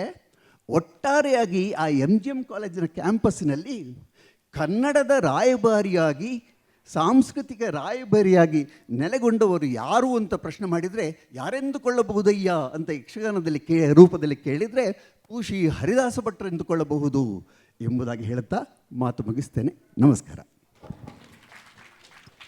ಧನ್ಯವಾದಗಳು ದಾಮೋದರ ಶೆಟ್ಟಿ ಅವರಿಗೆ. ಕೊನೆಯದಾಗಿ ಕೆಲವು ಮಾತುಗಳವರ ಸಾಹಿತ್ಯಿಕ ಸಾಧನೆಯ ಬಗ್ಗೆ. ಒಟ್ಟಾರೆಯಾಗಿ ಖುಷಿ ಹರಿದಾಸ್ ಭಟ್ರು ತಮ್ಮ ಜೀವಿತಾವಧಿಯಲ್ಲಿ 76 ಪುಸ್ತಕಗಳನ್ನು ಬರೆದಿದ್ದಾರೆ. ಹೊಸಗನ್ನಡ ಸಾಹಿತ್ಯದ 4 ಘಟ್ಟಗಳನ್ನು ನಾವು ಗಮನಿಸಿದರೆ, ನವೋದಯ, ಪ್ರಗತಿಶೀಲ, ನವ್ಯ ಮತ್ತು ಬಂಡಾಯ ದಲಿತ ಅಂತ ಹೇಳ್ತೀವಿ. ಇದರಲ್ಲಿ ಹರಿದಾಸ್ ಭಟ್ರನ್ನು ನಾವು ಪ್ಲೇಸ್ ಮಾಡೋದಾದರೆ, ಅವರು ನಿಜವಾದ ಅರ್ಥದಲ್ಲಿ ಪ್ರಗತಿಶೀಲ ಪರಂಪರೆಗೆ ಸೇರಿದ ಬಹಳ ಮುಖ್ಯವಾದ ಲೇಖಕ. ಅವರಿಗೆ ಪ್ರೇರಣೆ ನೀಡಿದ 2 ಮುಖ್ಯ ಲೇಖಕರು ಮತ್ತು ವ್ಯಕ್ತಿಗಳು ಅವರೇ ಹೇಳಿಕೊಂಡ ಹಾಗೆ, ಒಬ್ಬರು ಗಾಂಧೀಜಿ, ಇನ್ನೊಬ್ಬರು ಫಿಯೋಡರ್ ಡಾಸ್ತೋವ್ಸ್ಕಿ. ಈ ಇಬ್ಬರನ್ನು ಅವರು ಯಾಕೆ ಇಷ್ಟಪಟ್ಟುಕೊಂಡರು ಎಂಬುದನ್ನು ಅವರ ಅನೇಕ ಸಾಹಿತ್ಯ ಕೃತಿಗಳನ್ನು ಓದಿದ ಮೇಲೆ ನಾನು ಏನು ಅಂದುಕೊಂಡೆ ಅಂತಂದರೆ, ಸಾಮಾನ್ಯವಾಗಿ ತೊಂದರೆಗೊಳಗಾಗಿರುವ ರಾಜಕೀಯ, ಸಾಮಾಜಿಕ ಮತ್ತು ಸ್ಪಿರಿಚುವಲ್, ಧಾರ್ಮಿಕ ಅಂತ ಹೇಳುವುದಾದರೆ, ಇವು ಕಾಲಘಟ್ಟದಲ್ಲಿ ಬೇರೆ ಬೇರೆ ಕಾಲಘಟ್ಟದಲ್ಲಿ ಬೇರೆ ಬೇರೆ ಕಾರಣಗಳಿಗೆ ತೊಂದರೆಗೊಳಗಾಗ್ತವೆ. ಹೀಗೆ ತೊಂದರೆಗೊಳಗಾದಾಗ ಮಾನವನ ಘನತೆ ಏನಾಗ್ತದೆ, ಆ ಮಾನವನ ಘನತೆ ಈ ತೊಂದರೆಗೊಳಗಾದಂಥ ರಾಜಕೀಯ ಸಂದರ್ಭ, ತೊಂದರೆಗೊಳಗಾದಂಥ ಸಾಮಾಜಿಕ ಸಂದರ್ಭ, ತೊಂದರೆಗೊಳಗಾದಂಥ ಧಾರ್ಮಿಕ ಸಂದರ್ಭದಲ್ಲಿ ಹೇಗೆ ವಿಲವಿಲನೆ ಒದ್ದಾಡ್ತದೆ, ಅಂಥ ಸಂದರ್ಭದಲ್ಲಿ ಮಾನವನ ಘನತೆಯನ್ನು ಎತ್ತಿ ಹಿಡಿಯುವುದು ಹೇಗೆ, ಈ ಪ್ರಶ್ನೆಯನ್ನು ಖುಷಿ ಹರಿದಾಸ್ ಭಟ್ರು ತಮ್ಮ ಎಲ್ಲ ಪುಸ್ತಕಗಳಲ್ಲಿಯೂ ಕೂಡ ಭಾಳ ಗಂಭೀರವಾಗಿ ಪರಿಗಣಿಸಿದ್ದಾರೆ ಎಂಬುದನ್ನು ನಾವು ಅರ್ಥ ಮಾಡಿಕೊಂಡ್ರೆ, ಯಾಕೆ ಅವರಿಗೆ ಗಾಂಧೀಜಿ ಮತ್ತು ಫಿಯೋಡರ್ ಡಾಸ್ತೋವ್ಸ್ಕಿ ಸಾಹಿತ್ಯಿಕವಾಗಿ ಭಾಳ ಮುಖ್ಯವಾದ ಪ್ರೇರಣೆ ನೀಡ್ತಾರೆ ಎಂಬುದು ಸ್ಪಷ್ಟವಾಗ್ತದೆ. ಈಗ ಅವರು ತನ್ನ ಬರಹಗಳನ್ನು ಆರಂಭ ಮಾಡಿದ್ದು ಅನುವಾದಗಳಿಂದಲೇ. ನಾನು ಹಿಂದೆ ಹೇಳಿದ ಈ ಮಾನವನ ಘನತೆಗೆ ತೊಂದರೆ ತಂದುಕೊಡುವಂಥ ಅನೇಕ ಅಂಶಗಳನ್ನು ಪರಿಶೀಲಿಸುವ ಕಾದಂಬರಿಗಳನ್ನೇ ಅವರು ಕನ್ನಡಕ್ಕೆ ಅನುವಾದ ಮಾಡಲಿಕ್ಕೆ ತೆಕ್ಕೊಂಡ್ರು. ಅವರ ಮೊದಲ ಅನುವಾದ 1943ರಲ್ಲಿ, ಆಗ ಇನ್ನೂ ಅವರಿಗೆ 20 ವರ್ಷ ಆಗಿರಲಿಲ್ಲ, ಪ್ರೇಮ್ಚಂದ್ ಅವರ ಗಬಾನನ್ನು ಅವರು ಕನ್ನಡಕ್ಕೆ ಅನುವಾದ ಮಾಡಿದರು.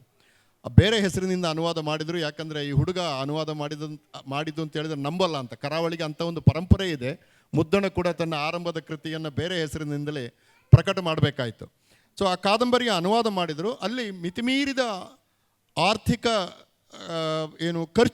ಖರ್ಚು ಮಾಡಿದರೆ ಮಾನವ ಹೆಂಗೆ ಮುಂದೆ ಒಲ್ಲೆ ಒದ್ದಾಡಬೇಕಾಗ್ತದೆ ಎಂಬ ಭಾಳ ಅದ್ಭುತವಾದ ಕತೆ ಪ್ರೇಮಚಂದ್ರದು. ಅದನ್ನು ಅವರು ಅನುವಾದ ಮಾಡಿದರು. 1950ರಲ್ಲಿ ನಿಜವಾಗಲೂ ನಮ್ಮ ಮೇಲೆಲ್ಲ ಪ್ರೇರಣೆ ಬೀರಿದ್ದು ಆ ಕಾಲಘಟ್ಟದಲ್ಲಿ ಮತ್ತು ಕನ್ನಡ ಸಾಹಿತ್ಯದಲ್ಲಿ ಇವತ್ತು ಕೂಡ ಭಾಳ ಮುಖ್ಯವಾದ ಕೃತಿ, ನಾವೆಲ್ಲ ಓದಬಹುದಾದ ಕೃತಿ ಯಾವುದು ಅಂತಂದರೆ ಇಟಾಲಿಯನ್ ಲೇಖಕ ಇಗ್ನೇಜಿಯೋ ಸಿಲೋನೆ ಅವರ ಒಂದು ಕಾದಂಬರಿಯನ್ನು ಅವರು ಅನುವಾದ ಮಾಡಿದರು. ಅದರ ಮೊದಲ ಅನುವಾದದಲ್ಲಿ ಅದರ ಹೆಸರು ಫಂಟಮಾರ ಅಂತ ಇತ್ತು. ನನ್ನ ಹತ್ರ ಇರುವ ಪ್ರತಿ ಫಂಟಮಾರ ಅಂತಿದೆ. ಅದು ಎರಡನೇ ಮುದ್ರಣ ಆದಾಗ ಫೊಂತಮಾರ ಅಂತ ಹೇಳ್ತಾರೆ. ಯಾಕಂದರೆ ಇಟಾಲಿಯಲ್ಲಿ ಅದನ್ನು ಹೆಂಗೆ ಪ್ರೊನೌನ್ಸ್ ಮಾಡ್ತಾರೆ ಎಂಬುದು ನಮಗೆ ಇನ್ನೂ ಕೂಡ ಸ್ಪಷ್ಟ ಇಲ್ಲ.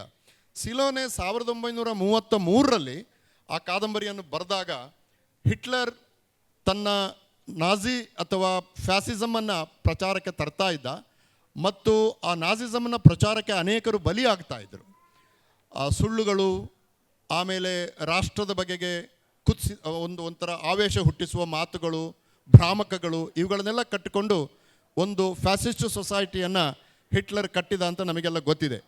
ಆವಾಗ ಆ ಹಬ್ಬುತ್ತಿರುವ ಫ್ಯಾಸಿಸಮ್ನ ವಿರುದ್ಧ ಒಂದು ಹಳ್ಳಿ ಎದ್ದು ನಿಲ್ತದೆ, ಅದೇ ಫಂತಮಾರ ಎಂಬ ಹಳ್ಳಿ. ಹಾಗಾಗಿ ಇದೊಂದು ಹಳ್ಳಿಯ ಕತೆ.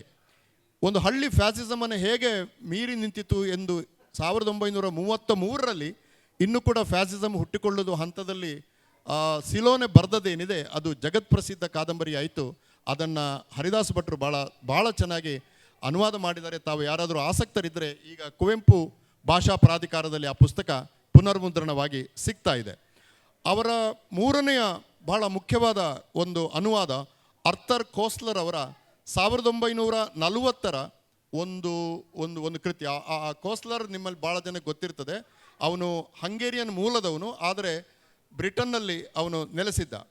ಅವನ ಪುಸ್ತಕದ ಹೆಸರು ಡಾರ್ಕ್ನೆಸ್ ಎಟ್ ನೂನ್ ಅಂತ. ಡಾರ್ಕ್ನೆಸ್ ಎಟ್ ನೂನ್ ಅದನ್ನು ಹರಿದಾಸ್ ಭಟ್ರು ನಡು ಹಗ್ಗಲಲ್ಲಿ ಕಗ್ಗತ್ತಲು ಎಂಬ ಹೆಸರಿನಿಂದ ಬರೆದರು. ಅದು ಭಾಳ ಚೆನ್ನಾಗಿದೆ. ಅದು ಯಾಕೆಂತಂದರೆ ಆರಂಭದ ಕಮ್ಯುನಿಸಮ್ನಲ್ಲಿ ಇದರ ನಾಯಕ ಪಾರ್ಟಿಸಿಪೇಟ್ ಮಾಡ್ತಾನೆ. ಸ್ವಲ್ಪ ಕೋಸ್ಲರ್ನ ಆತ್ಮಚರಿತ್ರೆ ಆಗಿದೆ ಅದು. ಆದರೆ ಒಂದು ಸಾರಿ ಕಮ್ಯುನಿಸಮ್ ಬೆಳೆದ ಮೇಲೆ, ಆ ಕಮ್ಯುನಿಸಮೇ ಒಂದು ಫ್ಯಾಸಿಸಮ್ ಆಗಿ ಬೆಳೆದ ಮೇಲೆ ಅಲ್ಲಿ ಮನುಷ್ಯನ ಸ್ವಾತಂತ್ರ್ಯಕ್ಕೆ ಯಾವ ಯಾವ ಯಾವ ಅವಕಾಶಗಳು ಕೂಡ ಇರುವುದಿಲ್ಲ. ಆದ್ದರಿಂದ ನಡು ಹಗಲಲ್ಲಿ ಕಗ್ಗತ್ತಲು ಅಂತ ಹೇಳಿದಾಗ ತಾನೇ ಸೃಷ್ಟಿ ಮಾಡಿದಂಥ ಒಂದು ವ್ಯವಸ್ಥೆಯ ಒಳಗಡೆ ತಾನೇ ಸಿಲುಕು ಹಾಕಿಕೊಂಡಿರುವ ಒಬ್ಬ ವ್ಯಕ್ತಿಯ ಬಿಕ್ಕಟ್ಟುಗಳನ್ನು ಅವರು ಹೇಳ್ತಾರೆ. ತುಂಬ ಒಳ್ಳೆಯ ಕಾದಂಬರಿ, ಈಗಲೂ ಕೂಡ ನಾವು ಓದಬಹುದಾದಂಥ ಕಾದಂಬರಿ. ಅವರ ಇನ್ನೊಂದು ನಮ್ಮ ಮೇಲೆಲ್ಲ ಪ್ರಭಾವ ಬೀರಿದ ಭಾಳ ಒಳ್ಳೆಯ ಕೃತಿ ಜಾನ್ ಡ್ಯೂಯಿದ್ದು 1939ರಲ್ಲಿ ಬಂದ ಸ್ವಾತಂತ್ರ್ಯ ಮತ್ತು ಸಂಸ್ಕೃತಿ ಎಂಬ ಇನ್ನೊಂದು ಕೃತಿ. ಇದು ಸಾಹಿತ್ಯಿಕ ಕೃತಿ ಅಲ್ಲ, ಇದು ಬಟ್ ಒಳ್ಳೆಯ ಅನುವಾದ. ಇದರಲ್ಲಿ ಅವನು ಅಮೇರಿಕನ್ ರೈಟರ್, ಅಂದರೆ ಖುಷಿ ಅವರಿಗೆ ಸಾಹಿತ್ಯಿಕವಾಗಿ ಆಕ್ಸೆಸಿಬಿಲಿಟಿ ಹೇಗಿತ್ತು ನೋಡಿ. ಅದು ಹಂಗೇರಿಯಿಂದ, ಇಟಾಲಿಯಿಂದ, ಲಂಡನ್ನಿಂದ ಅಮೇರಿಕದವರೆಗೆ ಅವರಿಗೆ ಅದರ ತಿಳುವಳಿಕೆ ಇತ್ತು. ಅದರಲ್ಲಿ ಅವರು ಸ್ವಾತಂತ್ರ್ಯ ಮತ್ತು ಸಂಸ್ಕೃತಿಯನ್ನು, ಒಂದು ನಿರ್ದಿಷ್ಟ ಸಂಸ್ಕೃತಿಯಲ್ಲಿ ಮನುಷ್ಯನ ಸ್ವಾತಂತ್ರ್ಯಕ್ಕಿರುವ ಅರ್ಥ ಏನು ಎಂಬುದನ್ನು ವಿಶ್ಲೇಷಿಸ್ತಾ ಅದನ್ನು ಎರಡು ಪರಸ್ಪರ ವಿರುದ್ಧ ಧ್ರುವಗಳಲ್ಲಿ ಇಡ್ತಾರೆ. ಒಂದು, ಬಡವನಿಗೆ ಸ್ವಾತಂತ್ರ್ಯ ಅಂದರೆ ಏನು, ಶ್ರೀಮಂತನಿಗೆ ಸ್ವಾತಂತ್ರ್ಯ ಅಂದರೆ ಏನು, ಈ ಎರಡು ಪ್ರಶ್ನೆಗಳನ್ನು ಇಟ್ಟುಕೊಂಡು ಸ್ವಾತಂತ್ರ್ಯ ಎಂಬುದು ಹೇಗೆ ಒಂದು ಅಬ್ಸ್ಟ್ರಾಕ್ಟ್ ಆದ ಟರ್ಮ್ ಆಗಿದೆ, ನಾವು ಅದನ್ನು ಮೂರ್ತ ರೂಪಗೊಳಿಸ್ಕೊಳ್ಬೇಕಾದ್ರೆ ಒಂದು ಸಮಾಜದ ನಿರ್ಮಾಣವನ್ನು ಕಟ್ಟಬೇಕಾಗ್ತದೆ ಎಂಬ ಅತ್ಯುತ್ತಮವಾದ ಮಾತನ್ನು ಹೇಳ್ತಾರೆ. ಹೀಗಾಗಿ ತನ್ನ ಅನುವಾದದಲ್ಲಿ ಹರಿದಾಸ್ ಭಟ್ರು ಉದ್ದಕ್ಕೂ ಕೂಡ ಫ್ಯಾಸಿಸಮ್ ಮತ್ತು ಫ್ಯಾಸಿಸಮನ ಕರಾಳ ಮುಖಗಳು ಮತ್ತು ನಾವೇ ಕಟ್ಟಿಕೊಂಡಂಥ ಒಂದು ಸಮಾಜದ ಒಳಗಡೆ ನಾವೇ ಸಿಲುಕು ಹಾಕಿಕೊಳ್ಳುವ ಬಿಕ್ಕಟ್ಟುಗಳನ್ನು ಭಾಳ ಅದ್ಭುತವಾಗಿ ಅನುವಾದ ಮಾಡಿದ್ದಾರೆ. ಹಾಗಾಗಿ ಬಹುಶಃ ಇವತ್ತು ನಾವು ಅನುವಾದ ಕ್ಷೇತ್ರದಲ್ಲಿ ಚರ್ಚೆಗಳನ್ನು ನಡೆಯುವಾಗ ಹರಿದಾಸ್ ಭಟ್ರ ಅನುವಾದಗಳನ್ನು ಅಷ್ಟಾಗಿ ಗಮನಿಸದೇ ಇರುವುದು ನಾವು ಮಾಡ್ತಿರುವ ಭಾಳ ದೊಡ್ಡ ತಪ್ಪು ಅಂತ ಕಾಣ್ತದೆ. ಕನ್ನಡಕ್ಕೆ ಅತ್ಯುತ್ತಮವಾದ ಅನುವಾದ ಪರಂಪರೆಯನ್ನು ಹಾಕಿಕೊಟ್ಟವರಲ್ಲಿ ಹರಿದಾಸ್ ಭಟ್ರು ಕೂಡ ಒಬ್ಬರು. ಇನ್ನೊಂದು ನಮಗೆಲ್ಲ ಇಷ್ಟ ಆಗಿರುವ ಅವರ ಪುಸ್ತಕ ಅವರ ಪ್ರವಾಸ ಕಥನಗಳು. ಅದರಲ್ಲಿ ಇತಾಲಿಯನ ಕಂಡಂತೆ 1971ರಲ್ಲಿ ಬಂತು. ಒಮ್ಮೆ ರಷ್ಯಾ, ಒಮ್ಮೆ ಇತಾಲಿಯಾ, ರಂಗಾಯಣ, ಜಗದಗಲ. ಈ ಇಷ್ಟು ಪ್ರವಾಸ ಕಥನಗಳು ಅವರು ಶಿವರಾಮ ಕಾರಂತರ ಜೊತೆಗಾದರೂ ಹೋಗ್ತಾರೆ, ಜನಪದ ಕಲಾವಿದರ ಜೊತೆಗಾದರೂ ಹೋಗ್ತಾರೆ, ಇಲ್ಲ ಯಕ್ಷಗಾನ ಕಲಾವಿದರ ಜೊತೆಗಾದರೂ ಹೋಗ್ತಾರೆ. ಇದು ಮೂರು ಕೂಡ ಅಷ್ಟು ಸುಲಭದ ಪ್ರಯಾಣ ಅಲ್ಲ. ಶಿವರಾಮ ಕಾರಂತರು ಕನ್ನಡದ ಬಹಳ ದೊಡ್ಡ ಸಾಹಿತಿ, ಆದರೆ ಅವರೊಟ್ಟಿಗೆ ಪ್ರಯಾಣ ಮಾಡೋದು ಅಷ್ಟು ಸುಲಭ ಅಲ್ಲ. ಜನಪದ ಕಲಾವಿದರ ಜೊತೆ ಪ್ರಯಾಣ ಮಾಡೋದು ಇನ್ನೂ ಕಷ್ಟ. ವಿಮಾನದಲ್ಲಿ ಅವರು ಕೂತಿರೋದಿಲ್ಲ, ಆಮೇಲೆ ಅವರಿಗೆ ಪಾಸ್ಪೋರ್ಟ್ ಮಾಡಿಸ್ಬೇಕು, ವೀಸಾ ಮಾಡಿಸ್ಬೇಕು, ಹೆಚ್ಚಿನವರಿಗೆ ಸಿಗ್ನೇಚರ್ ಹಾಕಕ್ಕೆ ಬರಲ್ಲ. ಆಮೇಲೆ ವಿಮಾನದಲ್ಲಿ ಕುಳಿತ ಮೇಲೆ ಅವರಿಗೆ ವಿದೇಶಿ ವಿಮಾನ, ಆದ್ದರಿಂದ ಕುಡಿಲಿಕ್ಕೆ ಏನೋ ಸ್ವಲ್ಪ ಸಿಗ್ತದೆ. ಕುಡಿಬಾರ್ದು ಅಂತ ಹೇಳಿದರೆ ಒಂಚೂರು ಕುಡಿತಾರೆ. ವಿಮಾನದಲ್ಲಿ ಕುಡಿದ್ರೆ ಏನಾಗ್ತದೆ, ಇದನ್ನೆಲ್ಲ ಭಾಳ ಅದ್ಭುತವಾಗಿ ಹರಿದಾಸ್ ಭಟ್ರು ಆ ಮೂಲ ಕಲಾವಿದರಿಗೆ ಯಾವ ಅವಮಾನವೂ ಕೂಡ ಆಗದ ಹಾಗೆ ಒಂದು ಪ್ರೀತಿಯಿಂದ ಅದನ್ನು ವಿವರಿಸಿದ ಕ್ರಮ ಇದೆಯಲ್ಲ, ಅದನ್ನು ನಾವು ರಂಗಾಯಣ, ಜಗದಗಲ ಮೊದಲಾದ ಕೃತಿಗಳಲ್ಲಿ ಕಾಣ್ಬೋದು. ಆಮೇಲೆ ಜೀವನ ಚರಿತ್ರೆಯನ್ನು ಅವರು ಬರೆದಿದ್ದಾರೆ. ಭಾಳ ಅತ್ಯುತ್ತಮವಾದ ಜೀವನ ಚರಿತ್ರೆ 2-3 ಬರೆದಿದ್ದಾರೆ. ಅದರಲ್ಲಿ ಬಹಳ ಒಳ್ಳೆಯದು ಕಟ್ಟಂಗೇರಿ ಕೃಷ್ಣ ಹೆಬ್ಬಾರ್ ಬದುಕು ಬರಹ ಪುಸ್ತಕ. ಬಹುಶಃ ಈಗಾಗಲೇ ನಾದ ಅವರು ಆ ಮಾತನ್ನು ಹೇಳಿದರು. ಹರಿದಾಸ್ ಭಟ್ರು, ಶಿವರಾಮ ಕಾರಂತರು ಮತ್ತು ಕೆ ಹೆಬ್ಬಾರರು ಸ್ವಲ್ಪ ಸಮಯ ಆದ ಮೇಲೆ ಬಿ ವಿ ಕಾರಂತರು ಅಲ್ಲಿಗೆ ಸೇರಿಕೊಂಡ್ರು. ಈ 4 ಜನ ಕಟ್ಟಿದ ಉಡುಪಿ ಇದೆಯಲ್ಲ, ಅದು ಒಂದು 1965ರಿಂದ 80 ಮಧ್ಯ 80ರ ದಶಕ, ಅಂದರೆ 1985ರವರೆಗಿನ 25 ವರ್ಷಗಳ ಕಾಲ ಅದು ಉಡುಪಿಯನ್ನು ಸಾಂಸ್ಕೃತಿಕವಾಗಿ ಬೆಳೆಸಿದ್ದು ಒಂದು ಚರಿತ್ರೆ. ಅದು ಒಂದು ಅದ್ಭುತವಾದ ಚರಿತ್ರೆ. ನೋಡಿ, ಅಂತಾರಾಷ್ಟ್ರೀಯ ಖ್ಯಾತಿಯ ಕೆ ಹೆಬ್ಬಾರರು ತುಳುವನ್ನು ಕಲಾಕೃತಿಗಳಲ್ಲಿ ಮರುಸೃಷ್ಟಿಸಿ ಜಗತ್ತಿನಾದ್ಯಂತ ಓಡಾಡಿದವರು. ಅವರ ಕೋಳಿಕಟ್ಟ, ಕಂಬಳ ಇತ್ಯಾದಿ ಚಿತ್ರಗಳು ಜಗತ್ ಪ್ರಸಿದ್ಧವಾಗಿದೆ. ಅಂದರೆ ಅವರ ಕಾಲು ತುಳುನಾಡಿನಲ್ಲಿತ್ತು, ಆದರೆ ಅವರ ಚಿತ್ರಗಳು ಅಂತಾರಾಷ್ಟ್ರೀಯ ಮಟ್ಟದಲ್ಲಿ ಇತ್ತು. ಈ transformation art from local to global ಅಂತ ಹೇಳ್ತೀವಲ್ಲ ನಾವು, ಇದಕ್ಕೆ ಅತ್ಯುತ್ತಮವಾದ ಉದಾಹರಣೆ ಕೆ ಹೆಬ್ಬಾರರು. ಇಂಗ್ಲೀಷಲ್ಲಿ ಅವರ ಬಗ್ಗೆ ಪುಸ್ತಕ ಬಂದಿದೆ. ಬಹುಶಃ ಕನ್ನಡದಲ್ಲಿ ಇವತ್ತಿನವರೆಗೆ ಕೆ ಹೆಬ್ಬಾರರ ಬಗ್ಗೆ ಅತ್ಯುತ್ತಮವಾದ ಪುಸ್ತಕ ಅಂತಂದರೆ ಅದು ಶಿವರಾಮ ಕಾರಂತರಿದೆ. ಕೆ ಹೆಬ್ಬಾರರು ಅಷ್ಟೇ ಕಾರಂತರ ಸ್ನೇಹಿತರವರು. ಕಾರಂತರ ಅನೇಕ ಚಿತ್ರಗಳನ್ನು ಕೆ ಹೆಬ್ಬಾರರು ಬರೆದರು. ಯಕ್ಷಗಾನದ ಬಗ್ಗೆ ಚಿತ್ರಗಳನ್ನು ಬರೆದರು. ಹಾಗಾಗಿ ತುಳುನಾಡು, ಯಕ್ಷಗಾನ, ಕೋಳಿಕಟ್ಟ, ಕಂಬಳ, ಖುಷಿ ಹರಿದಾಸ್ ಭಟ್, ಶಿವರಾಮ ಕಾರಂತ್, ಬಿ ವಿ ಕಾರಂತ್, ಇದು ಒಂದು ದೊಡ್ಡ ಸಾಂಸ್ಕೃತಿಕ ಲೋಕ. ಒಂದೊಂದು ಸಾರಿ ನನಗೆ ತುಂಬ ಸಂತೋಷ ಆಗೋದೇನೆಂದರೆ, ಇವರೆಲ್ಲ ಬದುಕಿರುವ ಕಾಲದಲ್ಲಿ ನಾವು ಇದ್ದೀವಲ್ಲ, ಅವರು ಮಾಡಿದ ನಾಟಕಗಳನ್ನು ನೋಡಲಿಕ್ಕೆ ನಮಗೊಂದು ಅವಕಾಶ ಸಿಕ್ಕಿತ್ತಲ್ಲ, ಅಷ್ಟರ ಮಟ್ಟಿಗೆ ನಾವು ಕಾಲಕ್ಕೆ ಕೃತಜ್ಞರು, ಅಥವಾ ನನ್ನ ತಲೆಮಾರು ಆ ಕಾಲಕ್ಕೆ ಕೃತಜ್ಞರು. ಆಮೇಲೆ ಭಾಳ ಪ್ರಸಿದ್ಧವಾದವರದು ಅಂಕಣಗಳು. ಅವರು ಉದಯವಾಣಿಯಲ್ಲಿ ಲೋಕಾಭಿರಾಮ ಅಂತ ಬರಿತಾ ಇದ್ರು. ಸುಮಾರು 6 ಸಂಪುಟಗಳನ್ನು ತಂದರು. ಅದರಲ್ಲಿ 3 ಸಂಪುಟ ನನ್ನ ಹತ್ರ ಇದೆ. ಅದರಲ್ಲಿ ಅವರು ಅಂಕಣದಲ್ಲಿ ಡೀಲ್ ಮಾಡಿದ ವಿಷಯಗಳು ಯಾವುದು ಅಂದರೆ ಶಿಕ್ಷಣ, ಸಾಹಿತ್ಯ. ಒಂದು ಹೊಸ ಕೃತಿ ಬಂದರೆ ಅದರ ಬಗ್ಗೆ ಅವರು ಭಾಳ ಒಳ್ಳೆಯ ಕಾಲಮ್ ಬರಿತಾ ಇದ್ರು. ಎಲ್ಲಿಯೇ ಪ್ರಕಟ ಆಗಲಿ, ಬೀದರ್ನಿಂದ ಮೈಸೂರವರೆಗೆ ಎಲ್ಲಿಯೇ ಪ್ರಕಟ ಆದರೂ ಅದನ್ನು ಹುಡುಕಿ ತಂದು ಅದರ ಬಗ್ಗೆ ಬರಿತಾ ಇದ್ರು. 1990ರಲ್ಲಿ ಒಂದು ಕರಾವಳಿ ಜಾನಪದ ಅಂತ ಬಂದಾಗ ಕನ್ನಡ ಜಾನಪದ ಲೋಕದಿಂದ ಅದರಲ್ಲಿ ಬಹಳ ಒಳ್ಳೆಯ ವಿಮರ್ಶೆಗಳೇನು ಬರಲಿಲ್ಲ. ಆದರೆ ಹರಿದಾಸ್ ಭಟ್ರು ಬಹಳ ಒಳ್ಳೆಯ ಒಂದು ಕಾಲಮ್ ಬರೆದ್ರು, ಆ ಪುಸ್ತಕ ಯಾಕೆ ಮುಖ್ಯ ಆಗಿದೆ ಅಂತ. ಹೀಗೆ ಶಿಕ್ಷಣ, ಸಾಹಿತ್ಯ, ಹೊಸ ಪುಸ್ತಕಗಳು, ಜಾನಪದ, ಅರ್ಥಶಾಸ್ತ್ರ. ಮೂಲತಃ ಹರಿದಾಸ್ ಭಟ್ರು ಅರ್ಥಶಾಸ್ತ್ರ. 1953ರಲ್ಲಿ ಅವರ ಮೊದಲ ಪುಸ್ತಕ ಅರ್ಥಶಾಸ್ತ್ರದ ಮೇಲೆ ಬಂತು. ಆದರೆ ಆಮೇಲೆ ಅವರು ಜಾನಪದ, ಸಾಹಿತ್ಯ ಇತ್ಯಾದಿಗಳಿಗೆ ಹೋಗಿ ಅರ್ಥಶಾಸ್ತ್ರವನ್ನು ಹೆಚ್ಚು ನೆಚ್ಚಿಕೊಳ್ಳಲಿಲ್ಲ. ಆದರೆ ಕಾಲಮ್ಗಳಲ್ಲಿ ಅವರು ಅದರ ಬಗ್ಗೆ ಬರಿತಾ ಇದ್ರು. ಆಮೇಲೆ ಪರಿಸರ ನಾಶದ ಬಗ್ಗೆ ಬಹುಶಃ ನಾವೆಲ್ಲ ಯೋಚನೆ ಮಾಡೋದಕ್ಕಿಂತ ಮೊದಲೇ ಹರಿದಾಸ್ ಭಟ್ರು ಭಾಳ ಗಂಭೀರವಾಗಿ ಬರೆದಿದ್ರು. ಅದರ ಪರಿಣಾಮವೇ ಶಿವರಾಮ ಕಾರಂತರು ಉತ್ತರ ಕರ್ನಾಟಕದಲ್ಲಿ ಬೇಡ್ತಿ, ಕಾಳಿ ಬಿಕ್ಕಟ್ಟುಗಳು ಬಂದಾಗ ಅವರು ಅದರ ಪರವಾಗಿ ಹೋರಾಟ ಮಾಡಿದ್ದು ಕೂಡ. ಬಹುಶಃ ಇವತ್ತು ಅತ್ಯಂತ ಕಡಿಮೆ ಗಮನ ಸೆಳೆಯುತ್ತಿರುವ ವಿಷಯ ಅಂತಾರೆ ಪರಿಸರ. ಮತ್ತು ಮನುಕುಲಕ್ಕೆ ಅತ್ಯಂತ ದೊಡ್ಡ ಆಪತ್ತನ್ನು ತಂದು ಕೊಡುವುದು ಕೂಡ ಪರಿಸರವೇ. ಇಂಥ ಸಂದರ್ಭದಲ್ಲಿ ಅವರು ಒಂದು ಸಾರಿ ಕಾರ್ಕಳದಲ್ಲಿ ನಡೆದ ಒಂದು ಸಾಹಿತ್ಯ ಸಮ್ಮೇಳನದಲ್ಲಿ ಹೇಳ್ತಾ ಇದ್ರು, ಹೀಗೆ ನಡೆದರೆ ನಮ್ಮ ಕರಾವಳಿ ಕೆಲವು ವರ್ಷದಲ್ಲಿ ಭಸ್ಮ ಆಗುತ್ತೆ ಎಂಬ ಮಾತನ್ನು ಹೇಳಿದರು. ಅದು ಮುಂದಿನ ದಿವಸಗಳಲ್ಲಿ ಪರಿಸರ ಹೋರಾಟವಾಗಿ ಪರ್ಯಾಪ್ತವಾಯಿತು. ಹಾಗಾಗಿ ಪರಿಸರ ಮತ್ತು ಪ್ರಜಾಪ್ರಭುತ್ವ. ಈಗಾಗಲೇ ನಾನು ಹೇಳಿದ ಹಾಗೆ ಅವರ ಅನೇಕ ಕೃತಿಗಳು ಫ್ಯಾಸಿಸಮ್ನ ವಿರುದ್ಧವಾಗಿದ್ದವು, ಸಮಾಜದ ಪರವಾಗಿದ್ದವು, ಮತ್ತು ಆ ದೃಷ್ಟಿಕೋನವೇ ಅವರಿಗೆ ಜಾನಪದದಲ್ಲಿ ಕೆಲಸ ಮಾಡಿದ ಹಾಗೆ ಕೂಡ ಆಯ್ತದು. ನೀವು RRCಗೆ ಆ ಕಾಲದಲ್ಲಿ ಹೋದರೆ ದಲಿತರು, ನಾವೇರನ್ನು ಅಸ್ಪೃಶ್ಯರು ಅಂತ ಹೇಳ್ತಿದ್ವಿ, ಅವ್ರನ್ನೆಲ್ಲರೂ ಕೂಡ ಒಳಗೆ ಕೂರಿಸ್ಕೊಂಡು ಊಟ ಕೊಡ್ತಾಯಿದ್ರು, ರೆಕಾರ್ಡ್ ಮಾಡ್ತಾಯಿದ್ರು.